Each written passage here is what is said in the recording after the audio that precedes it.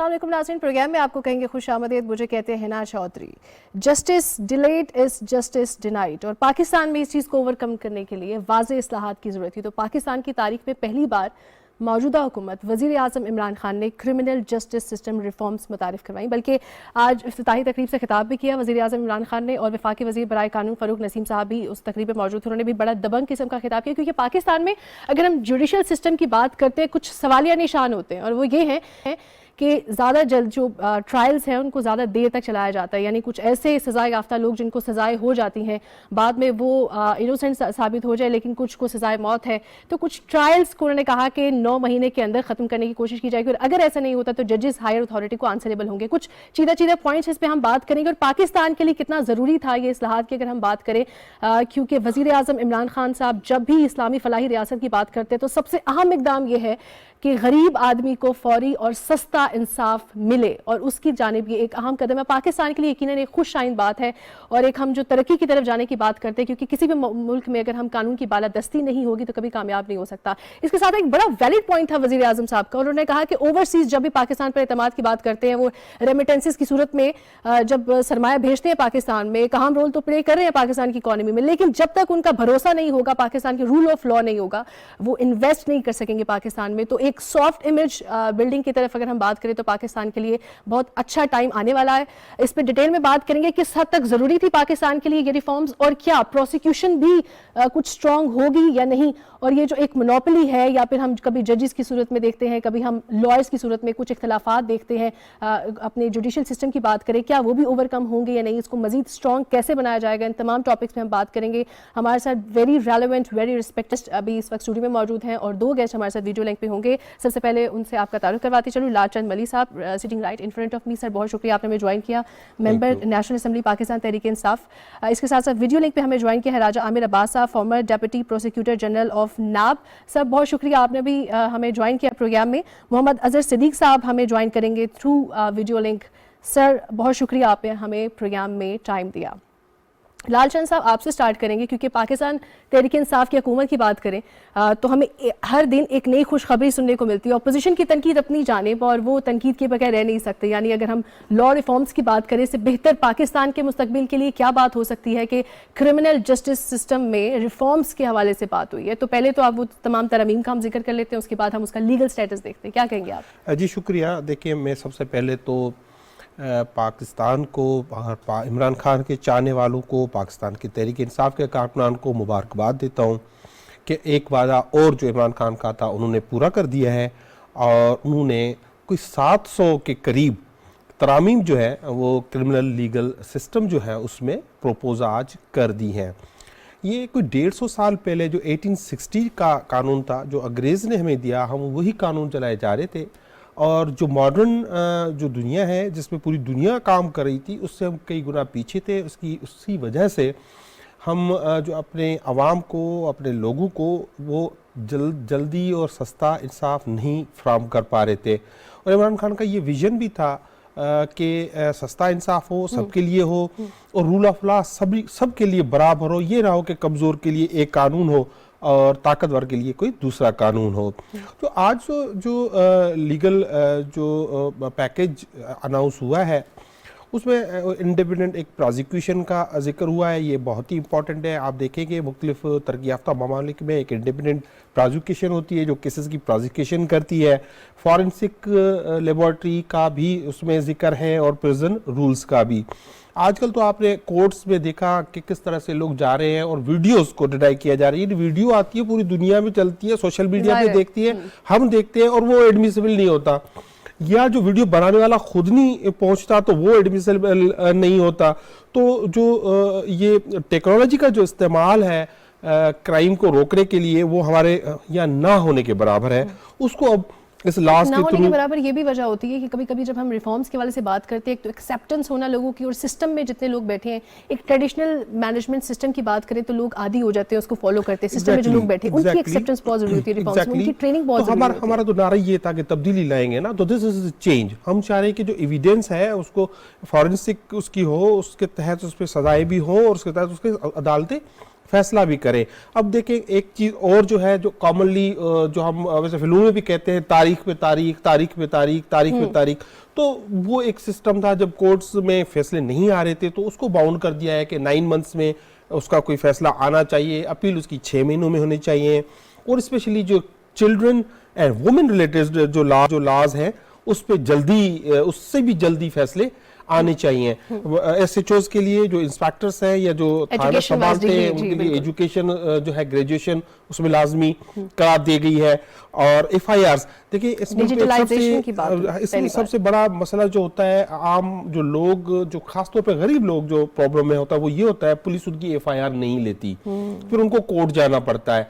उसको अब अमेंड किया गया है कि भाई आप जो है आपको जाना होगा थाने पे, अगर वहां से नहीं होता तो एसएसपी के पास जाने के बाद आपकी एफआईआर हो जाएगी। आपकी टेस्टमनीज जो है वो वीडियो लिंक के थ्रू हो जाएंगी।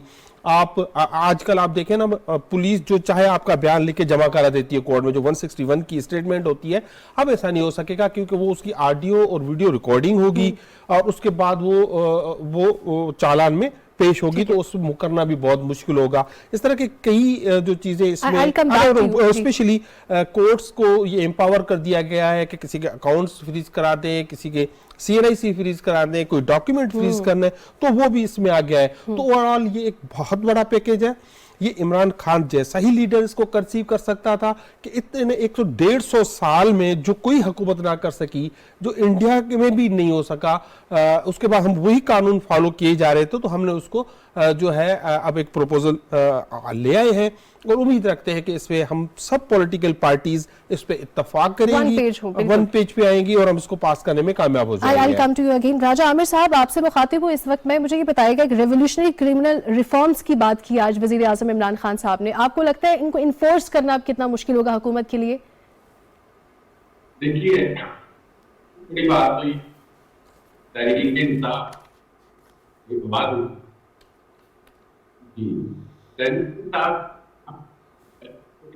की तरफ। राजा आमिर साहब, आपकी तरफ दोबारा आऊंगी मैं, कुछ ऑडियो में प्रॉब्लम आता जा रहा है। अभी मेरे साथ मोहम्मद अजहर सिद्दीक साहब हैं टेलीफोन लाइन पर, वीडियो लिंक पर, उनसे बात करते हैं। अजहर साहब, आप बताइएगा, जब हम लीगल स्टेटस की बात करते हैं इन रिफॉर्म्स के हवाले से, तो जो अपोजिशन है वो भी तनकीद करती नजर आती है कि बड़ी रिफॉर्म्स आई और ये एक सिस्टम के साथ आती है और चली जाती है। लीगल स्टेटस क्या है इन रिफॉर्म्स का भी?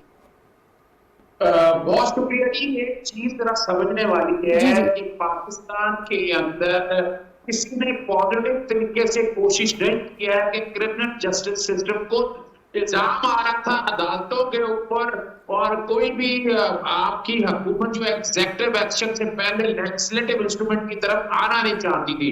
हर एक को पता है पाकिस्तान 1860 का है, कोड ऑफ क्रिमिनल प्रोसीजर 1898 का है। ज्यादातर जो तरामीम है ये कोड ऑफ क्रिमिनल प्रोसीजर के अंदर हुई है। 74 साल तारीख में अलबत्त ये पहली दफा है 9 महीनों के अंदर ट्रायल का फैसले का कहा गया है। 6 और अपील पर फैसला 6 महीनों में होगा। इलेक्ट्रॉनिक एफआईआर आपको पता है पहले ही आ चुकी है। 161 का बयान जो होता था, पुलिस जो इंक्वायरी और इन्वेस्टिगेशन करती थी वो बाद में तब्दीलियां कर दी जाती थी, उसको ऑडियो और वीडियो से लिंक कर दिया गया, कंप्यूटराइज कर दिया गया। इन्वेस्टिगेशन 45 डेज में कंप्लीट होगी। और 173 का जो चालान है ना, उसके अंदर होता था कि आपको पता है कि याद रखिएगा कि पुलिस का 8 से 10%। इन्हीं वजह से था कि कमजोर इन्वेस्टिगेशन होती थी, फोरेंसिक प्रक्रिया थी, क्राइम स्कीम को प्रस्तुत करने का कोई तरीका करने नहीं आता। जज साहिबान के ऊपर कोई चेक एंड बैलेंस था कि 9 महीनों के अंदर कहा कि सारा काम कंप्लीट करेगा। 3 दिन से ज्यादा एडजस्टमेंट नहीं हो सकती और गिरफ्तारी का भी तरीका मुजस्सम कर दिया गया। बाकायदा हर चीज रिकॉर्डेड होगी और एविडेंस भी रिकॉर्डेड। तो ये मैं समझता हूँ कि एक गेम चेंजर साबित होगा और इसपे अगर इस पे अमल दरामद हो गया, और उम्मीद है इस पर अपोजिशन एतराज नहीं होना चाहिए। और सियासी स्ट्रक्चर तो शुरू हो चुके हुए हैं। आपको पता है Pakistan supreme court bar association के जो सदर है जिनको लंदन गए हुए, उन्हें ज्यादा तवज्जो गई है सर मुस्लिम नूर के लिए। उन्होंने परमानेंट क्वालिफिकेशन के हवाले से पिटीशन जारी की है। जैसे ये चीज सामने आई तो वो करना इसको बड़ी अच्छी नजर से देख रहे हैं। बहुत अच्छी तरामीम है। अगर वो तरामीम गलत भी हुई तो हमारे पास अदालतों का कोई हम पार्लियामेंट के सामने अपनी बात भी ला सकते, लेकिन एक भी बात है। और दूसरा वजारत कानून सामने बकायदा इसकी क्लैरिफिकेशन भी देती है। Must appreciate doctor Farooq Naseem के तहकीक में वजीर कानून को कितना अच्छा आएगा ये नहीं कह रहा, लेकिन इसमें पॉजिटिव में कितना बड़ा स्टेप लेकर, इसमें हमें भी अच्छी तरह याद है सबसे मांगी थी बात की गई है। It's a great achievement. और अजहर साहब एक चीज को क्लैरिफाई कीजिएगा, क्योंकि बहुत सारे लोग जब ये समझते हैं, हमें आदत, एक लोगों को ना एक हैबिट डेवलप हो जाती है और आदत हो जाती है कि जैसे मैंने प्रोग्राम के स्टार्ट पे बात की, justice delayed is justice denied, और ये सबसे बड़ी एक सवालिया निशान होता है। और पाकिस्तान के जुडिशियल सिस्टम पे बहुत बड़ा सवालिया निशान था कि इतने जो प्रोलॉन्ग किया जाता है केसेस को, फिर एक तो इंटरेस्ट लूज हो जाना, फिर प्रूफ्स पे भी फर्क पड़ता है, प्रोसिक्यूशन वीक है, ये तनकीद भी सुनने में आती है। वैसे 9 मंथ्स में ट्रायल खत्म करना, is it that much difficult? देखिए मैं नहीं समझता As a law expert. इतना आसान काम है। डे टू डे देखे ना, 3 दिनों से ज्यादा की तो हेयरिंग पे पाबंदी लगती है, 3 दिनों से आगे अपना लेट नहीं हो सकेगा।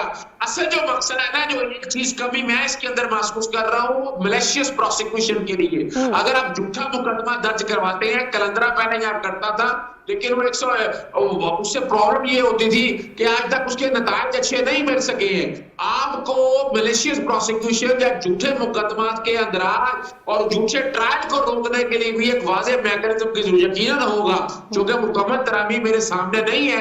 अगर ये आ गई और एक काम, अगर आपने ये काम कर दिया तो उससे ये एडवांटेज होगा, अदालतों में बोझ भी कम होगा। साथ साथ हमें ये सोच रहा है कि अदालतों की तादाद कैसे बढ़ानी है, वो भी हमें सोचना पड़ेगा, और उससे यकीनन ये चीजें बेहतरी की तरफ जाएंगी। और एक बात और हमें सोचनी है कि ये हमें क्या करना है कि ये जितना भी ये निजाम जहां अदालतों का चेक एंड बैलेंस है, हमें इसके ऊपर एक कोई ना कोई एक अथॉरिटी बनानी चाहिए कि जो बैठ के क्रिमिनल जस्टिस सिस्टम को बैठ के ओवरव्यू भी कर सके, देख भी सके, उस पे कोई मिसाल के तौर पर कोई चीजें बेहतरी करनी है, कोई चीजें कमी हो रही है, तो ये एक रेगुलर मैकेनिज्म होगा, जिससे मैं समझता हूं अगर ये कर दिया गया, आप अगर सिर्फ कन्विक्शन रेट ही उठाकर 30% तक ले गए तो क्रिमिनल जस्टिस सिस्टम बहुत बेहतर हो जाएगा। अभी तो फिलहाल जब से हम देख रहे हैं 8 से 10% ज्यादा कन्विक्शन रेट नहीं है, और कई ऐसे लोग हैं जो साल बेगुनाह होने के बावजूद जेलों में पड़े रहते हैं। इससे ये होगा कि 9 महीने वो लगा लें और अपील 6 महीने, यानी 15 महीने के अंदर जो है ना, आप किसी एक बेहतर नतीजे की तरफ पहुंच सके। ठीक है, आपको पॉइंट आ गया। राजा आमिर साहब, I will come to you. तरमीम के हवाले से, रिफॉर्म्स के हवाले से आपसे एक अलग सवाल पूछना है, लेकिन सबसे पहले इस चीज को एड्रेस कीजिएगा। जब भी जुडिशियल सिस्टम रिफॉर्म्स के हवाले से बात आती है तो सबसे पहले कहा जाता है कि पाकिस्तान की प्रोसिक्यूशन इज वीक क्यों है? क्या इन रिफॉर्म्स की वजह से हम देखेंगे उसमें भी इंप्रूवमेंट आ जाएगी? देखिए, 2 चीजें हैं। अब अगर ग्राउंड रियलिटी को देखते हैं तो जेन में देखिए कि कवानीन की सबसे जो इम्पोर्टेंट चीज होती है इम्प्लीमेंटेशन ऑफ दैट लॉ। हमारे कुछ कवानीन ऐसी हैं कि अब भी लिखा हुआ है कि केस का जो ट्रायल है एक दिन में होता, लेकिन वहां पे होता नहीं। और इवन आपके है कि नवाज एक टाइम सुप्रीम कोर्ट में और कुछ मॉनिटर भी कर, लेकिन फिर भी वो क्यों पकड़ देगा और साल क्यों पकड़ देगा। तो अब असल चीज है कि इनको फोकस करना होगा कि इन केस ऑफ फेलियर, तो फिर उसमें उनको लॉ बनाना होगा कि अगर नहीं होता तो फिर जजों की डिस्क्रिप्शन ना रखनी, हाईकोर्ट पूछ ले कि रजिस्ट्रार एक आदमी का वो कह दीजिए कि ये है उसका जवाब, उसको एक बड़ा सॉलिड अंदाज में लेके चले कि फेलियर ये इसके रिपोर्ट है। वेरी गुड जितने अर्से के बाद पहली हुकूमत है जिसने इस तरफ सोचा कि जनाब इंसाफ की रंग में हमें क्या दरपेश है। लाचन साहब, आपसे ये सवाल पूछना चाहूंगी, क्योंकि अक्सर क्रिमिनल जस्टिस सिस्टम की बात करें, क्रिमिनल कोर्ट्स में जो लॉन्ग अवेटेड कुछ केसेस रहते हैं, कुछ ऐसे केसेस हैं जो रिपोर्ट ही नहीं होते। यही चीज़ सोचकर लोगों की जो मेंटालिटी है कि कौन सा जल्दी फैसला कर दिया जाएगा, और क्योंकि गरीब को फौरी इंसाफ की फराहमी नहीं होती, कुछ केसेस रिपोर्ट ही नहीं होते। आपको लगता है जब रिफॉर्म्स के बाद इस चीज़ में भी थोड़ा पाकिस्तान तहरीक इंसाफ की हुकूमत को क्रेडिट भी जाता है, और ये चीज़ भी देखने में आएगी कि लोग केसेस को रजिस्टर तो करवाएंगे, कुछ कंप्लेंट्स भी लिखेंगे, इस चीज़ में भी थोड़ी इंप्रूवमेंट आएगी? जहाँ तक कंप्लेंट्स की बात कर रही हैं और रजिस्ट्रेशन की बात कर रही हैं, तो उसके लिए देखिए ना, एक सोसाइटी में अवेयरनेस क्रिएट करने की ज़रूरत होती है। ये सिर्फ स्टेट की नहीं, ये अवाम की भी रिस्पॉन्सिबिलिटी होती है। अगर आपके मोहल्ले में कोई क्राइम होता है तो वो रिपोर्ट हो या आप रिपोर्ट उनका करें, माइंड सेट है कि क्या ही हो जाएगा, कोर्ट क्या ही कर लेगी। एग्जैक्टली। और फिर आपने एक बात की कि वो लोग बहुत गरीब होते हैं, अफोर्ड नहीं करते हैं, तो इस गवर्नमेंट ने एक लीगल एड के अथॉरिटी भी कायम की हुई है और उसके तहत हम इरादा रखती है गवर्नमेंट, और उस पर काम हो रहा है बहुत तेज़ी से, और उनके डीजी भी अपॉइंट हो गए हैं कि जिन जिन केसेस में अगर गरीब लोग हैं और वो अफोर्ड नहीं कर सकते हैं तो उनके केसेस लीगल एड जो है उसको गवर्नमेंट फ्राहम करेगी। अभी भाई साहब कह रहे थे कि भाई जो फेक एफआईआर्स का जिक्र हुआ कि वो अगर ना हो तो अदालतों पे कम हो जाएगा बोझ, तो यकीनी तौर पे इस पे फेक एफआईआर्स पे फाइन भी रखा गया है कि अगर कोई फेक एफआईआर लॉन्च कराएगा तो उस पे 5 लाख रुपए फाइन भी होगा। इम्प्लीमेंटेशन की बात आती है, देखें मैं समझता हूं कि एट फर्स्ट जो होता है ना, आपको पहला स्टेप लेना जरूरी होता है, वो है कि लॉ होगा तो आप इम्प्लीमेंट करेंगे ना। जब लॉ नहीं होगा, जब लॉ आ जाएगा, मे बी 50% इम्प्लीमेंट हो, फिर 60 हो, 80 हो, जितनी जितनी जो पॉलिटिकल अगर विल होगी, देखिए ये पॉलिटिकल विल की बात है, ये इमरान खान में मौजूद है। ये वही निज़ाम है जो अंग्रेज का निज़ाम, अंग्रेज को जो है जो दिल चाहे वो गालियां भी दे देते हैं, लेकिन कानून उनका ही चलाते हैं। लेकिन इमरान खान उसको चेंज करने की कम से कम नीयत की है और उनकी लीगल टीम है, ज़बरदस्त टीम है, उसके थ्रू वो उसको चेंज करना चाह रहे हैं, तो नीयत मौजूद है। अगर ये कानून पास हो जाता है तो इसकी इम्प्लीमेंटेशन की भी नीयत ये हुकूमत रखती है और उसको इम्प्लीमेंट करेगी। अच्छा, इम्प्लीमेंटेशन के हवाले से बात करें, तरमीम जो आप अभी स्टार्टिंग में उनका आपने जिक्र भी किया कि कौन कौन सी मेन जो थी वो कौन सी थी। एक था कि जब जैसे इंटरनेशनल हम जस्टिस सिस्टम की बात करते हैं तो एक तो हम फ़ौरन से एक जंप लगाने की कोशिश करते हैं कि पाकिस्तान में ये हो रहा है, बाहर के ममालिक तो ऐसे नहीं होता, यहाँ पर केस ऐसे चलते हैं, वहाँ तो ऐसे नहीं चलते, तो ऐसे ऐसे तो चीज़ें ट्रैक में जाने की कोशिश की जा रही है। लेकिन जो एक बड़ा ज़बरदस्त पॉइंट था कि इंटरनेशनली स्टैंडर्ड्स को मीट किए जाने की बात है, यानी वो जदीद आलात को भी इस्तेमाल किया जाएगा। तो फोरेंसिक के हवाले से अभी हम कहाँ स्टैंड कर रहे थे और अभी उसमें क्या चेंजिंग आ सकती है? देखिए फोरेंसिक तो मैंने पहले आपको रिक्वेस्ट की ना कि आजकल जो टेक्नोलॉजी का दौर है, आजकल ये हो रहा है कि मैंने केसेस, आपका इस्लामाबाद का एक केस देख रही है, बहुत जो है वो पॉपुलर केस हुआ है जिसमें वीडियोस आई हुई हैं और लोग खड़े हैं। अब वो जिसने कंप्लेंट की हुई है वो खुद वो कंप्लेनेंट उससे मुकर गया है और पूरी हुकूमत, पूरी सोसाइटी शॉक में है कि इसका क्या किया जाए। तो ये सारी उसकी फॉरेंसिक हुई हैं, वो जो वीडियोस जेन्युइन है, तो उसका जो है एक यूज होगा इस कानून के तहत। और इसमें ये जरूरी नहीं होगा अगर वीडियो मैंने बनाई है और मैं कल कोर्ट को दूं और फिर कल ना हो और मैं कहूँ कि मैं नहीं आता तो वीडियो जो नल एंड वाइड हो गई, ऐसे नहीं है। वीडियो बन गई क्राइम की या किसी ऑफेंस की तो वो बन गई है और वो उसको क्रेडिट होगा और वो वैलिड होगी। तो फॉरेंसिक के हवाले से बहुत ज्यादा काम है। प्रोसिक्यूशन में इस पे मैंने कहा ना, हाई प्रिजन पे भी इसमें काम किया गया है। जेलों पे जो जेलों के हम जेल मैनुअल्स भी हमारा जेल मैनुअल पुराना है और कैदियों की शिकायत होती है और कई कई साल जो कैदी बेचारे सड़ रहे होते हैं लेकिन उनकी सुनवाइयां नहीं होती है, तो वो भी इसमें कवर करने की कोशिश की। मोहम्मद अजहर साहब, I will come to you as a law expert. आपको क्या लगता है, यानी वो जो एज अ प्रूफ कंसीडर किए जाने की बात है इन लॉ रिफॉर्म्स, एक तो आपके जो वीडियोस हैं या फिर ऑडियो कॉल्स हैं, मैसेजेस को जो हम एज अ प्रूफ आप कंसीडर कर सकते हैं, फिर वहीं पर लोगों के कुछ सवालिया निशान है कि फेक न्यूज़ है, फेक वीडियोस जो होती हैं, फेक ऑडियो लीक होती है, उसको कैसे इंश्योर करेगी गवर्नमेंट या हमारा क्रिमिनल सिस्टम? देखिए, एक तो बात है, आपको पता है कानूनी शहादत ऑर्डर 1984 मौजूद है, उसमें भी कॉरस्पॉन्डिंग अमेंडमेंट बड़ी वाज़ेह तौर पर आ रही है। लेकिन ये वीडियो ऑडियो जितनी भी है ना, ये आप एक एविडेंस के तौर पर रखेंगे, लेकिन ये हमेशा याद रखिएगा, ऑडियो वीडियो जिस भी कॉन्टेक्स्ट में आएगी,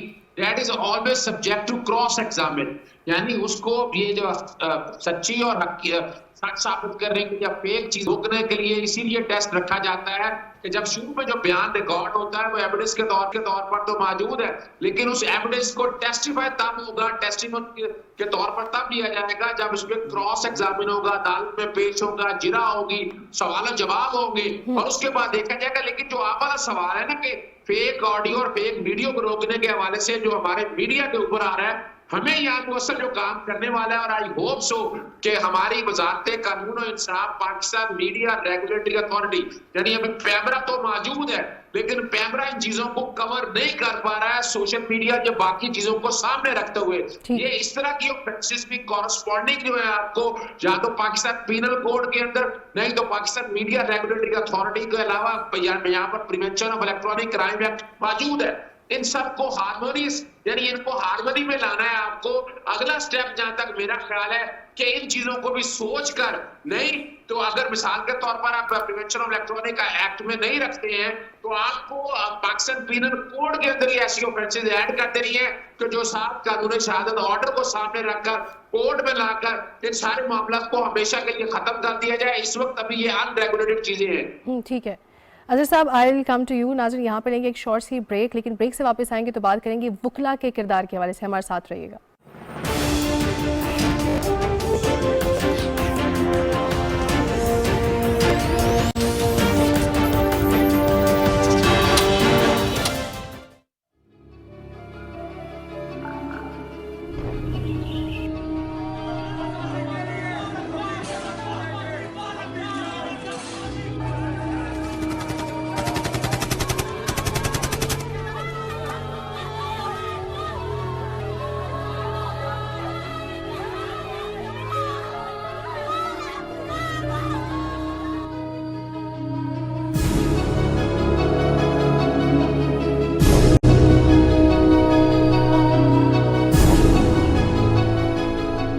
Exclusive amateur footage of the Sopor incident this January, when a BSF contingent allegedly rampaged through the town.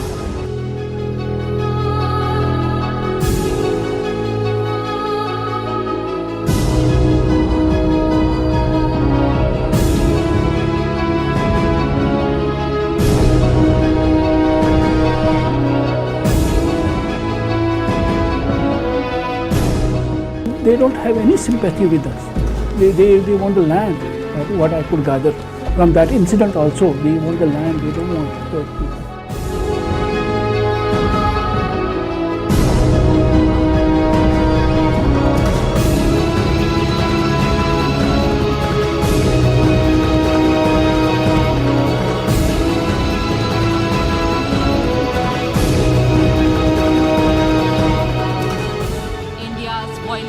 Of human rights in Indian-occupied Jammu and Kashmir are well documented in the 2 reports of the High Commissioner for Human Rights. Since 5 August 2019, the High Commissioner has urged India to unlock the situation and fully restore the rights that are currently being denied to the people of the occupied territory.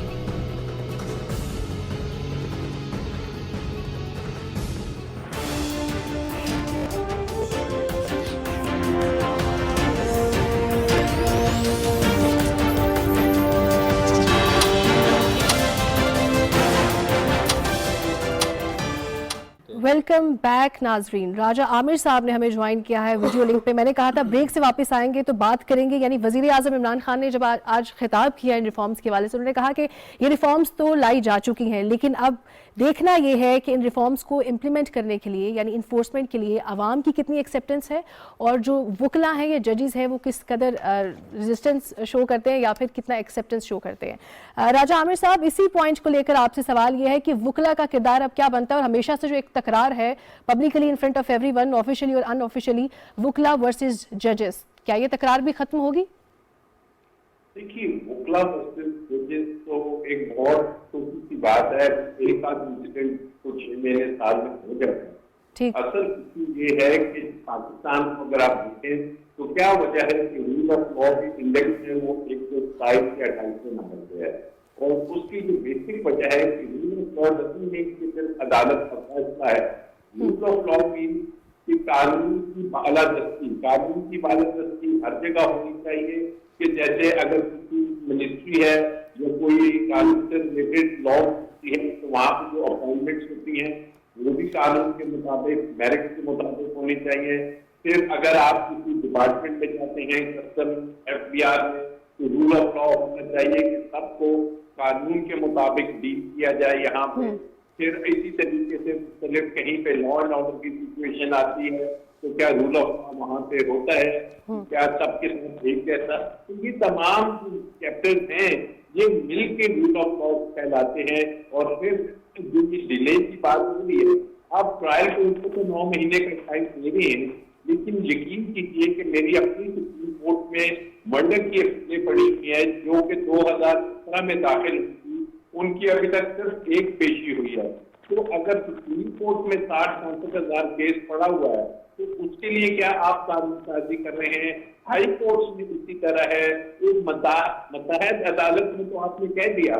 फिर prosecution की training का मसला है, prosecution की training आप कहाँ पर करवाते हैं? प्रोसिक्यूशन में इंडक्शन कैसे होती है? और उसमें जो पैकेजेस दिए जाते हैं वो इतने कम होते हैं कि मोस्टली वो लॉयर्स जो एज एन एडवोकेट कामयाब नहीं होते वो जाके प्रोसिक्यूशन ब्रांच में नौकरी की दरखास्तें देते हैं और लग जाते हैं। तो this system needs a lot of work and it's very encouraging thing कि अभी मौजूदा हुकूमत ने इसकी तरफ तवज्जो दी है। और इसको सिर्फ अगर आपने प्रॉपरली करना है तो ग्राउंड पे आके जो प्रैक्टिसिंग लॉयर्स हैं, जो वहां पे लिटिगेंट्स को मसले हैं, उसको देखिए ना कि एक कमरे में बैठ के कोई किस्म की रिफॉर्म कर दी जाए, क्योंकि एक्चुअली देखना है कि रिफॉर्म से फायदा भी होना चाहिए। ये ना हो कि रिफॉर्म को मसला मजीद उलझ रहा हो। तो ऐसी जो उलझने की आप बात करें वो किस किस्म की उलझने की बात करें, क्या प्रोसिक्वेंसेस हमें फेस करने पड़ सकते हैं? अगर जैसे अभी बात हो रही थी ऑडियो वीडियो को भी आप एडमिसिबल कर देते हैं, ठीक। देखिए एडमिसिबल करने के लिए सबसे जरूरी चीज है कि आपके पास ऐसी फोरेंसिक एविडेंस होनी चाहिए कि जो कि उसकी वरासिटी को या वो ये कह दे कि जनाब ये जो है फेक है, फैब्रिकेटेड है, इसमें एडिटिंग हुई है, इसमें कुछ और हुआ है। इस पाई की इंटरनेशनल जब तक आपके पास लैब नहीं होगी, आपने कानून साजी कर दी तो मतलब ये होगा कि अदालतें हैरान होंगी कि आप इस ऑडियो या वीडियो को हम मानेंगे या नहीं, क्योंकि उसकी तस्दीक जब तक एक इंटरनेशनल लेवल की फोरेंसिक लैब नहीं करेगी, वो ऑडियो वीडियो आजकल के दौर में इतने ज्यादा सॉफ्टवेयर आ गए हैं कि उसको स्टैब्लिश करना बड़ा मुश्किल है। फिर उसके बाद एक और चीज है कि जनाब आपने कहा कि SHO को ग्रेजुएट होना चाहिए, लेकिन अगर आप प्रैक्टिकल लाइफ में कानूनी चैप्टर को देखें तो SHO का रोल बहुत कम होता है। वो तो इन्वेस्टिगेटिंग ऑफिसर का असल किरदार होता है जो तफ्तीश करता है, और वो एक ASI होता है।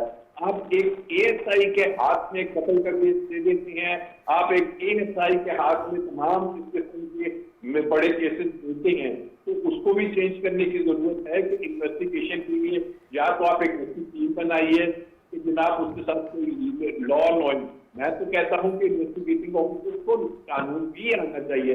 जिस शख्स को कानून का ही नहीं पता, एक शख्स का तो आप कह रहे हैं कि जनाब ठीक है हम रिकॉर्ड भी करेंगे, ऑडियो भी करेंगे, लेकिन उस शख्स को बताएंगे कि जनाब जो इन्वेस्टिगेशन की लाइन होती है और अदालत में जो हमें साबित करना होता है वो कौन सी चीजें होती हैं। ठीक है। फिर उसके बाद एक और इनको करना चाहिए कि जो झूठी गवाही देते हैं उनके लिए भी बड़ी सख्त सजा हो कि जब 1 से 2 दफा इसकी अदालतों से झूठी गवाही देने वालों को सजा होगी तो फिर this is a very good first step. मैं कहूंगा कि ये अभी शुरुआत है, इसमें बहुत काम करना है, और जब पार्लियामेंट में जाता है ये तो डिबेट्स होंगी और तमाम पॉलिटिकल पार्टी को irrespective कि वो उनके आपस में क्या पॉलिटिकल है। राजा आमिर साहब, यू आर अप्रोक्सीमेटली राइट। आपके इस पॉइंट पे ये जो आपने कहा कि एजुकेशन के हवाले से बात की, डिग्री यानी SHO और जो लोगों का डायरेक्ट कम्युनिकेशन होता है, जो कांटेक्ट होता है, वो ASI लेवल और सब इंस्पेक्टर के लिए भी क्वालिफिकेशन की बात हुई है। ये आपका जरा पॉइंट ले लूँ मैं लालचंद साहब से, क्योंकि अभी आप शामिल नहीं थे प्रोग्राम में, तो उन्होंने कुछ चीज़ें बताई तरमीम के हवाले से जिसमें एजुकेशन के हवाले से, तो ये जो इन्होंने एतराज़ रखा है या फिर कहा है कि this would be a first step, लेकिन इससे मजीद चीज़ें हमें बेहतर करनी है, जिसमें ASI इट्स ऑब्वियस कि डायरेक्ट कांटेक्ट उनसे रहता है, तो उसकी एजुकेशन के हवाले से क्या है? मैं रिक्वेस्ट बिल्कुल बिल्कुल, ये एक बहुत बड़ा पैकेज है। ठीक है। मैं कह रहा हूँ ये तो 1 सेंचुरी से ज़्यादा पुराना कानून तब्दील होने जा रहा है, तो उसके लिए ये प्रोपोज्ड अमेंडमेंट्स है ना 700, बिल्कुल। आज इनको पार्लियामेंट में आना है, ये पार्लियामेंट में पेश होगी, रिलेवेंट स्टैंडिंग कमेटी में जाएगी, लॉर्ड जस्टिस में जाएगी, वहाँ पे भी इस पर डिस्कशंस होगी। अब मैं यहाँ पे प्रोग्राम में आने से पहले मुझे ये एतराज़ आ रही थी कि पाकिस्तान बार काउंसिल ने उस पर एतराज़ात किए हैं कि भाई हमसे कंसल्टेशन नहीं हुई, तो मिनिस्ट्री ऑफ लॉ का उस पर जवाब आ चुका है कि उनको 2 दफ़ा लेटर्स लिखे गए कि वो अपना इस पर फीडबैक दें, लेकिन उनकी तरफ से कोई तराम नहीं वजह क्या हो सकती है फीडबैक? एनीवे वो उन्होंने नहीं दी, तो नहीं आई, लेकिन it's not end of the game ना, ये अब शुरुआत है, ये हमने लॉन्चिंग की है, ये बहुत अच्छी बातें हो रही हैं। हमें सबको एक तो क्रेडिट देना चाहिए इमरान खान की हुकूमत को, और फिर इसमें खुले दिल से ना सिर्फ वकला, ना सिर्फ पूरी सिविल सोसाइटी, लेकिन पार्लियामेंट्रियंस, पॉलिटिकल पार्टीज, उनको भी अपनी विल शो करना चाहिए। वो जहाँ, क्योंकि ये कोई आसमानी किताब तो नहीं है ना, जहाँ जहाँ वी आर ओपन, ये हुकूमत ओपन है, माइनस की गुंजाइश है, कर सकते हैं, बिल्कुल उसमें ऐड कर सकते हैं, माइनस कर सकते हैं, कुछ चीजों को बेहतर करना है, पाकिस्तानी अवाम के लिए बेहतर करना है, और ये सारी चीजें ठीक कह रहे हैं। अब मैंने कल ही एक हफ्ता पहले चीफ जस्टिस पाकिस्तान अपॉइंट हुए हैं, तो उनको कोई 50,000 के करीब केसेस का सामना है, तो ये 9 माह में कैसे हल होंगे मामला, इस तरह से जो लोअर जुडिशरी में भी हैं, तो ये जजेस को बढ़ाने के मामला भी हैं, और उसको जो प्रोसिक्यूशन को फास्ट, आप देखें ना हमारी यहाँ तो ये है कि कई सालों से केसेस चल रहे हैं, क्रिमिनल केसेस चल रहे हैं, आपके करप्शन के केसेस चल रहे हैं।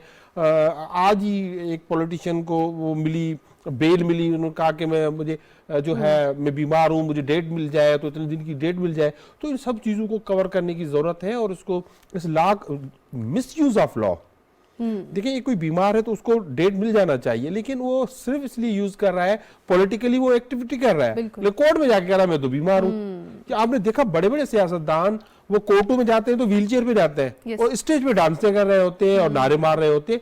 तो मिसयूज ऑफ लॉ को रोकना है, और ये रिफॉर्म्स जो हैं इंशाल्लाह ये पाकिस्तान में बहुत बड़ी तब्दीली लाएंगे, और स्पेशली उन लोगों के लिए जो हमेशा इस बात से घबराते हैं कि कोर्ट जाने से या पुलिस स्टेशन जाने से हमें इंसाफ नहीं मिलेगा, और फिर वो अल्टरनेट ढूंढते हैं, चौधरी को ढूंढते हैं, वडेरों को ढूंढते हैं, और वो जाकर सिफारिशें ढूंढते हैं, ऑफ द कोर्ट चीजें करते हैं, आउट ऑफ द कोर्ट जाकर चीजें मजबूरी की वजह से करते हैं, उसको भी इससे सेटल करना मतलूब है। मोहम्मद एजाज साहब, एज अ लॉ एक्सपर्ट मुझे आप ये बताएं, अभी रिफॉर्म्स के हवाले से जो हमने बात की, इम्प्लीमेंटेशन इन्फोर्समेंट अपनी जगह, उसको जहन में रखते हुए जो ऑलरेडी रजिस्टर्ड केसेस है, क्योंकि अब हम तनकीद तो बहुत करते हैं, यानी पॉलिटिकली अगर बात की जाए, या फिर बार काउंसिल के हवाले से जो इन्होंने बात की लालचंद साहब ने, ये जो ऑलरेडी रजिस्टर्ड केसेस हैं, इनकी क्या अब आगे लीगल स्टेटस होगा, क्या ये भी उसी 9 महीने के ट्रायल में शामिल है, एक चीज़। और नंबर 2, मुझे ये भी बताइएगा कि जुडिशरी पर कितना बड़ा बोझ है अभी, कितना बर्डनाइज्ड वो फील करेगी, क्योंकि जब पहले से केसेस रजिस्टर हैं, फिर एक अलग जो सवालिया निशान उठाए जाते हैं उनके लीगल स्टेटस पे, फिर ये कि बहुत ज़्यादा ट्रायल्स लंबे अरसे तक चलते हैं, एक वो बर्डन, फिर नई रिफॉर्म्स और ऑलरेडी रजिस्टर्ड केस कैसे लेकर चलेगी? अच्छा, पहली तो बात है कि जितनी अमेंडमेंट है डेफिनेटली इसका इतलाक माजी तो होगा नहीं, रेट्रोस्पेक्टिविटी तो इसकी होगी नहीं, इसका इतलाक आने वाले केसेस की तरफ जाएगा, और वो प्रोसेस जितना भी है ना, ज्यादा से ज्यादा यहाँ होगा कि जितने भी अपीलें पेंडिंग है या फिर ट्रायल अगर चल रहे हैं, तो ट्रायल पे कोशिश की जाएगी उनका इतलाक किया जाए, लेकिन ये बाकी जो जितनी रिफॉर्म्स हैं ये आने वाले फ्यूचर केसेस के ऊपर बड़ा इफेक्टिव मैकेनिज्म है। इसको 2 हिस्सों में, एक मुश्किल काम नहीं, एडमिनिस्ट्रेटिव काम किया जा सकता है कि इनको 2 हिस्सों के अंदर डिवाइड किया जा सकता है, कि कुछ ऐसी कोर्ट्स होंगी कि देयर आर सर्टेन केसेस को जो नए सिस्टम के मुताबिक सारे मामला को देखेंगी, कोर्टों की तादाद भी बढ़ाई जा सकती है, और इसका अल्टीमेटली बर्डन जो है, देखिए असल जो बात है कि आज अगर आप मलेशियस प्रोसिक्यूशन या झूठे मुकदमात का अंदराज रोक दे, तो तकरीबन आप समझ लें 50% के करीब अदालतों में बोझ कम होगा, जब आजकल हो क्या रहा है। सबसे जो बड़ा काम जो इसने खराब किया हुआ है ना, और 30% के करीब हाई कोर्ट पे और सेशन कोर्ट पे लोड है, मुकदमा दर्ज होना या ना होना, दोनों सूरतों में दोनों पार्टियां जो हैं वो सेशन कोर्ट भी आती हैं, हाई कोर्ट तक भी जाता है, सुप्रीम कोर्ट तक भी जाता है। अगर ये मैकेनिज्म अगर आ गया और इस पर अगर इन्फ्लो आ गया और प्लेस आ गया और इस पे आमद दरामद शुरू हो गया, तो ये जेहन में रख लें कि 30% के करीब अदालतों से बोझ इसका खत्म हो जाएगा, मुकदमा दर्ज होने का, अंतराजे मुकदमे का। अब इसमें एक और जो चीज देखने वाली है, जो कि मेरे पास कंप्लीट पैकेज नहीं है, वो है इन्वेस्टिगेशन के प्रोसेस को सुपरवाइज करने के हवाले से, कि यहाँ प्रॉब्लम बहुत ज्यादा होती थी इन्वेस्टिगेशन, यानी कहा क्या तो दिया है कि जिम्मियों वगैरह के हवाले से बाकी चीजों के, लेकिन यहाँ साथ पुलिसिंग का निजाम भी देखना पड़ेगा। पुलिस ऑर्डर 2002 में कोई बहुत मेजर तब्दीलियां पता नहीं हो रही हैं, नहीं मेरे तक नहीं है, लेकिन आपको एडमिनिस्ट्रेशन ऑफ जस्टिस के कॉन्टेक्स्ट में आपको वो भी देखना है कि पुलिस के ऊपर पॉलिटिकल प्रेशर खत्म करना है ताकि अपनी ड्यूटियों की तरफ देख सके, उनकी ट्रांसफर और पोस्टिंग को सिक्योर करना है, उन पे ज्यादा बोझ ना हो। फिर अगर उनकी अकाउंटेबिलिटी का निजाम बेहतर करना है, क्योंकि अगर ये बेहतर हो गया ना तो अल्टीमेटली अदालतों का बोझ बड़ा कम हो जाएगा। मेरिट पे इंक्वायरी इन्वेस्टिगेशन जब होगी तो इसका डेफिनेटली जो फर्क है वो आम आदमी पड़ेगा, उस पर लिटिगेशन कॉस्ट कम पड़ेगी और डेफिनेटली हमारी विभाग पे भी और सूबों के ऊपर भी इसका बोझ कम पड़ेगा। राजा आमिर साहब, बड़ा वैलिड पॉइंट उठाया मोहम्मद अजहर साहब ने कहा कि अकाउंटेबिलिटी की हम बात करें और पॉलिटिकल प्रेशर फ्री एनवायरनमेंट में जब भी कोई भी डिपार्टमेंट काम करेगा, चाहे वो प्रोसिक्यूशन है, चाहे वो जुडिशरी है, चाहे वो पुलिस डिपार्टमेंट है, फिर इन्वेस्टिगेशन की बात करें तो डैट वुड बी ईजी और एक गुड रिफॉर्म होगी। आपका इस पे क्या स्टैंस है? देखिए अजहर बिल्कुल सही कह रहे हैं और बात ये है कि अकाउंटेबिलिटी किस चीज को कहते हैं। अकाउंटेबिलिटी कहते हैं कि जनाब या तो आपको एप्लीकेशन मिलेगी या आपने अगर किसी के खिलाफ नाहक एक फैब्रिकेटेड एविडेंस कलेक्ट किया है या पुलिस से जाके गवाहों को ट्यूटर करके गलत गवाही बनवा दी है और ऐसी सूरत में या किसी के ऊपर गलत नारकोटिक्स के केस बना दिया है, तो ये बहुत सी चीजें हैं कि इनको कर आपने काउंटर करना है कि उसकी सजा देनी है कि अगर पुलिस कोई जेली रिकवरी डालती है, किसी पे असला डालती है, क्लैशिंग फ्रॉड डालती है या उस पे नारकोटिक्स डालती है, तो क्या आप उसको उसकी सजा के काबिल समझेंगे कि अगर वो साबित नहीं हुई तो फिर इस शख्स से या आईओ से या पुलिस वालों से पूछा जाएगा या उनको सजा दी जाएगी या नौकरी से फारिग किया जाएगा कि क्यों एक बेगुनाह शख्स से आपने एक जाली केस किया था। तो बात वही है कि जैसे कि दिस इज द बिगिनिंग, ये इसमें काफी सारी इनको वर्कशॉप करानी चाहिए।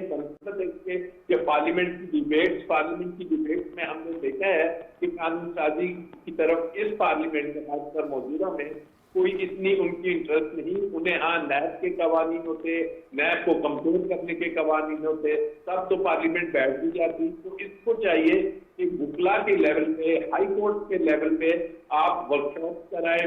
भले से आप उसको बार काउंसिल से ज्यादा इन्वॉल्व न कर ले, आप मुतलका चीफ जस्टिस साहिबान जो हैं हाई कोर्ट से उनको इन्वॉल्व करें, क्योंकि वो जज के साथ साथ एक एडमिनिस्ट्रेटिव पोजीशन पे भी है।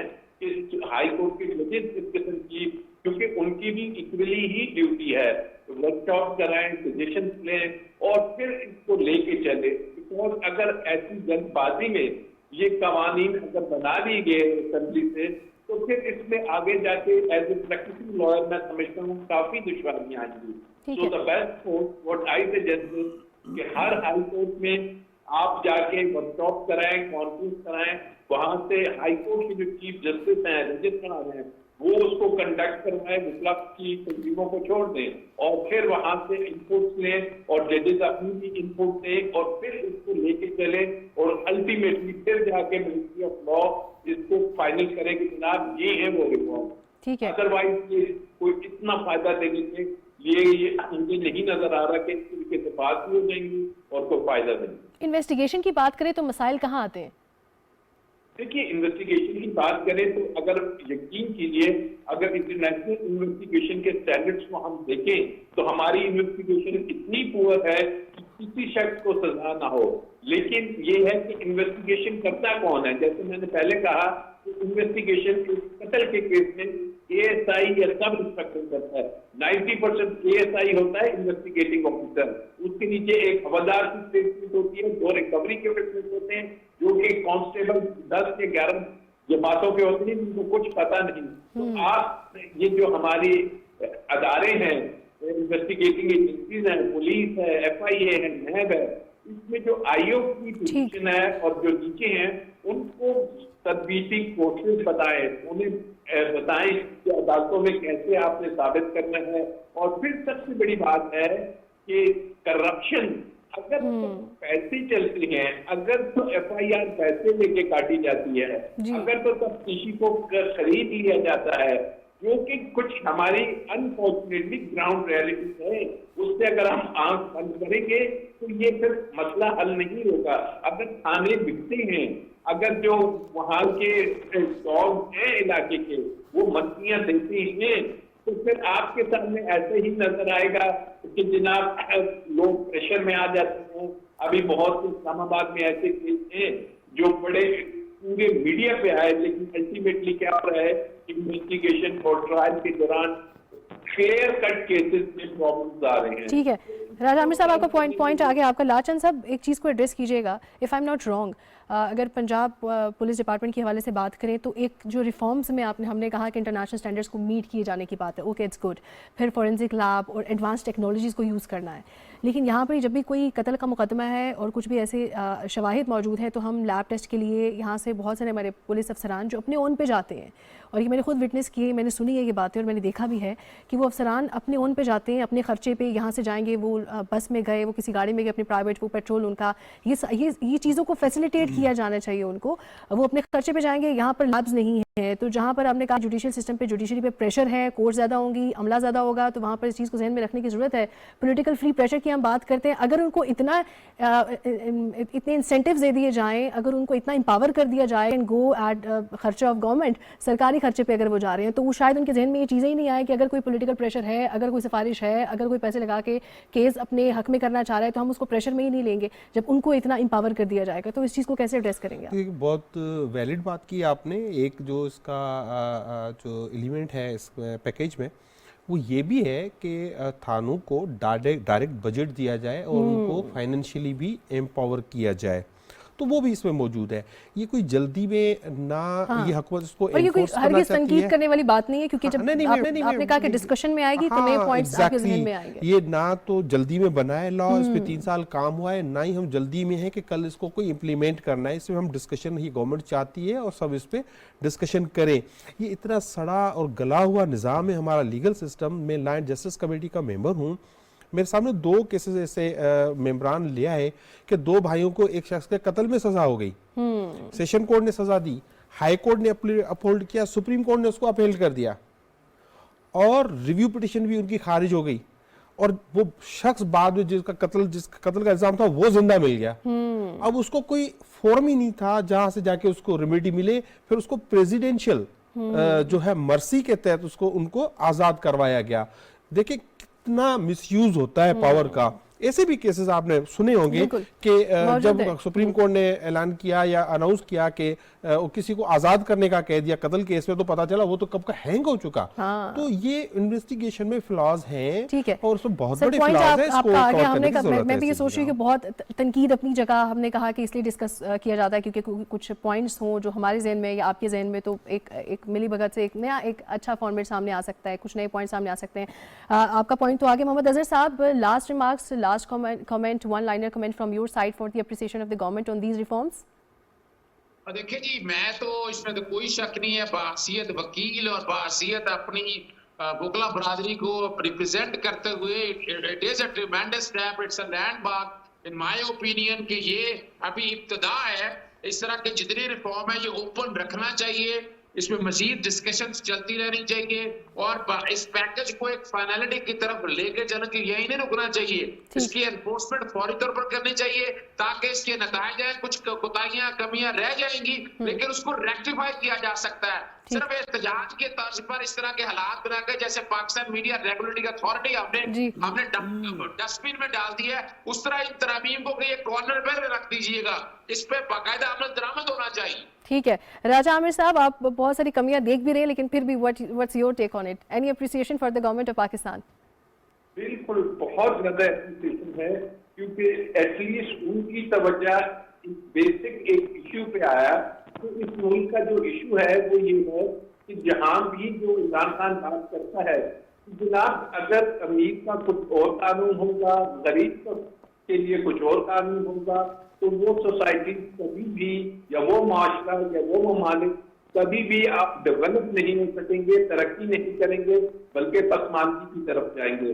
और ये जो उनकी है एक्शन, आई फुली अप्रिशिएट, और मुझे उम्मीद है कि इसी प्रोसेस में आगे कंटिन्यू होना है और अल्टीमेटली ये एक पब्लिक इंटरेस्ट का काम है। और मौजूदा हुकूमत की तरीके से दीगर ऐसे मेगा प्रोजेक्ट, चाहे वो डैम के प्रोजेक्ट हो, वो फॉरेस्ट के लगाने के हो, का जस्टिस सिस्टम को ठीक करने के हो, तो ये वो अप्लाई और बेसिक चीजें हैं जिस पे हुकूमत की तवज्जो है। बिल्कुल, बहुत ठीक कहा आपने। राजा आमिर साहब, बहुत शुक्रिया, आप हमारे साथ वीडियो लिंक पे मौजूद थे। इनके अलावा अजहर सिद्दीक साहब, आपने हमें as a law expert program में ज्वाइन किया। And very next sitting to me Lalchand साहब, आपने हमें प्रोग्राम में ज्वाइन किया। बहुत शुक्रिया आप लोग की आमद का। नाज़रीन, प्रोग्राम का वक्त खत्म हुआ, अपना बहुत सारा ख्याल रखिएगा, मुझे दीजिएगा इजाज़त। अल्लाह हाफिज़।